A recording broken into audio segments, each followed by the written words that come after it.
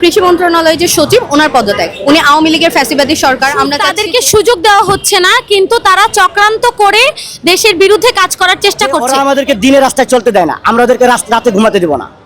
এটা কিন্তু বড় মেসেজ। এখানে কোনো পরিচয় লাগে না। ওখানে আমরা সাধারণ জনগণ বলেন বা যাই বলেন, জামাত শিবির বলেন, বিএনপি বলেন, যাই বলেন, ছাত্র সংসদের লোকে সবাই ওই সময়ে আমরা দেশ স্বাধীন করেছি, আমরা তাদেরকে বাক স্বাধীনতা দিয়েছি।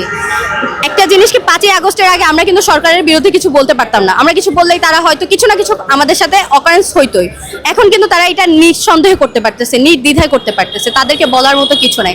আমাদেরকে এখন হচ্ছে সরকার গঠন করতে হবে, এটা আমাদের মাথায় আছে। আমরা অবশ্যই কিছুদিনের মধ্যে আমরা সরকার গঠন করে ফেলবো। আমরা স্টুডেন্টরা মিলে নিশ্চয়ই কিছু না কিছু করবো। একটা ওয়ে তো বের করতে হবে বাংলাদেশকে ভালো রাখার। কৃষি মন্ত্রণালয়ের যে সচিব ওনার পদত্যাগ, উনি আওয়ামী লীগের ফ্যাসিবাদী সরকার। আমরা তো আছেই ওনার সিটে, প্লাস হচ্ছে উনি নতুন করে আওয়ামী লীগ পুনর্বাসন করতে চাচ্ছে। এখন গণ অভ্যুত্থান যে চললো এতদিন, আমরা কি সেটা বৃথা যেতে দিব? আমরা কি চাবো যে আবার নতুন করে আওয়ামী লীগের দোসররা আসুক? আমরা চাচ্ছি একমাত্র তার পদত্যাগ, যাতে নতুন করে আওয়ামী লীগের দোসররা না আসে। প্রধান উপদেষ্টা এবং আমাদের সরকারের কাছেই আমরা তাদেরকে চিহ্নিত করে দেওয়ার জন্যই এই অবস্থান কর্মসূচি করছি এবং কাজ করছি। সরকার তো শুধু এই সেক্টর না, সব সেক্টরের দুর্নীতি নিরসনেই কাজ করছে এবং আমাদের কাজ হচ্ছে সরকারকে চিহ্নিত করে দেওয়া যে আসল অপরাধী কারা, আসল ফ্যাসিবাদের দোসর কারা। তাদেরকে সুযোগ দেওয়া হচ্ছে না, কিন্তু তারা চক্রান্ত করে দেশের বিরুদ্ধে কাজ করার চেষ্টা করছে এবং তার বিরুদ্ধেই আমরা সর্বদা কাজ করছি, তার বিরুদ্ধেই আমাদের অবস্থান। আমাদের কর্মসূচি ছিল হচ্ছে মোড়ের মধ্যে। ওইখানে আমরা দেখতেছি ট্রাফিক জ্যাম হইতেছে, এই কারণে আমরা ওইখান থেকে চলে এসে আপাতত এই যে খামার বাড়িতে এখানে উপস্থিত আছি এবং এখানে আমাদের কিছু বড় ভাই স্বরাষ্ট্র উপদেষ্টার সাথে কথা বলতে গেছে এই বিষয়ে। ওনারা আমাদের দাবি যেহেতু মেনে নেয়, আমাদের দাবি যদি মেনে নেয় তাহলে আমরা এখান থেকে হয়তো চলে যাবো। আর যদি আমাদের দাবি না মেনে নেয়, আমরা পুনরায় হয়তো আবার রোড ব্লক করার কর্মসূচি করবো। হচ্ছে এখানে সাধারণ জনগণ আছে, শিক্ষার্থী আছে। আমরা আওয়ামী লীগের বিরুদ্ধে, ফ্যাসিবাদের বিরুদ্ধে আমরা সবাই এক। আমাদের ওইখানে কোনো পরিচয় লাগে না। ওইখানে আমরা সাধারণ জনগণ বলেন বা যাই বলেন, জামাত শিবির বলেন, বিএনপি বলেন, যাই বলেন, ছাত্র সংসদের লোকে সবাই ওই সময় এক। ফ্যাসিবাদের বিরুদ্ধে সবাই এক। ওই সময় আমাদের কোনো পরিচয় দেওয়া লাগে না। আমরা ওই সময় ফ্যাসিবাদের বিরুদ্ধে থাকি সবসময়। উপদেষ্টাদের ব্যর্থতা, ওরা এখনো শাস্তি দিচ্ছে না। আমরা বুঝতে পারি না, হয়তোবা আওয়ামী লীগকে আবারও পুনর্বাসন করার চেষ্টা চলতেছে। না হলে একজন আওয়ামী লীগের কর্মী, আওয়ামী লীগ করতো ফ্যাসিস্ট, খুনি, ওরা এখনো কিভাবে বিভিন্ন জায়গায় বড় বড় সরকারি প্রতিষ্ঠানে এখনো কিভাবে ওরা চাকরি পায়?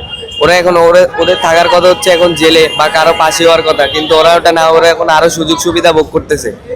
ওরা আরো বড় বড় সুযোগ সুবিধা ভোগ করতেছে। এবার এগুলা কারা করে দেয়? এগুলো হচ্ছে প্রধান উপদেষ্টাদের ব্যর্থতা। এটা তো আমাদের ব্যর্থতা না। আমরা তো যথেষ্ট পরিমাণ চেষ্টা চালিয়ে যাইতেছি ফ্যাসিবাদদের একবারে সব মাটির সাথে মিশিয়ে দেওয়ার জন্য আমরা যথেষ্ট পরিমাণ চেষ্টা করতেছি, কিন্তু আমরা উপর থেকে আমাদের আমরা ব্যর্থ হচ্ছি বারবার, যে উপর থেকে কোনো পদক্ষেপ নেওয়া হচ্ছে না, উপদেষ্টারা কোনো বড় পদক্ষেপ নেওয়া হচ্ছে না। এই কারণে আমরা ব্যর্থ হচ্ছি।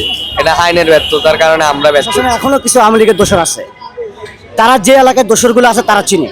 সেই এলাকায় এই দোসরদেরকে দিয়ে আওয়ামী লীগের যে ছাত্রলীগের নিষিদ্ধ সংগঠনগুলি আছে, তারা ডিউটি মারার অবস্থায় তাদেরকে সাইড চাপাইয়া দিয়ে ওরা কাজ করায়। এইভাবে আওয়ামী লীগ নিষিদ্ধ, ছাত্রলীগ, যুবলীগ, ওরা এইভাবে দোসরদেরকে দিয়ে বড় বড় পদে বসে থাকার দোসরকে দিয়েই কাজ করে যাচ্ছে। এটাই আমাদের কি মূল টার্গেট, যে ওদেরকেই সরানো। এখন একজন দোসর তো আর মনে করেন বড় একটা সচিব আছে, একটা পুলিশকে ফোন দিলে সে অবশ্যই রাস্তা ক্লিন করবে, পরিষ্কার রাখবে, এই এলাকার থেকে নিরাপত্তার দায়িত্ব রাখবে, পুলিশ সরিয়ে দিবে। এই চিন্তায় আর কি আমরা গত রাতে পোস্টার লাগিয়ে গেছি এলাকার ভিতরে সচিবের পদত্যাগে নিয়ে, অপসারণে যে আমরা পোস্টার লাগাইছি সে পোস্টার সরাইয়া দিচ্ছে। এখন তো ভাই পোস্টার যদি অবশ্যই গাড়ি দেখছে, সিসি ক্যামেরা আছে, তারপরেও সরানোর কীভাবে সুযোগ পায়? এটা সম্পূর্ণ একটা চাল। এটা বুঝতে হবে যে দোসররা এখনো তাদের অ্যাক্টিভ আছে। এখনো ছাত্রলীগের গণদর্শন, এই দর্শন, সেই নানান দেশে চলতে সমস্যা, 80% আওয়ামী লীগের সৃষ্টি করা। ওরা চাইবে না আমাদেরকে সুখে রাখতে দিতে।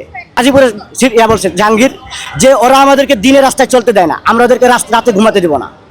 এটা কিন্তু বড় মেসেজ, হ্যাঁ, আমরা সাধারণভাবে নিতে পারি। এটা কিন্তু বিগ ধরনের একটা মেসেজ। এই মেসেজের পর বিরুদ্ধে কী ব্যবস্থা নেওয়া হয়েছে, আওয়ামী লীগের বিরুদ্ধে কী ব্যবস্থা নেওয়া হয়েছে, এটা কিন্তু আমরা ভালো করে এখন জানি না। এটা আমরা জানার জন্য 2 দিন পর আমরা আসবো। যে পর্যন্ত ওকে না সরব আমরা আসবো, আমাদের চলমান কন্টিনিউ আজকে থাকবে।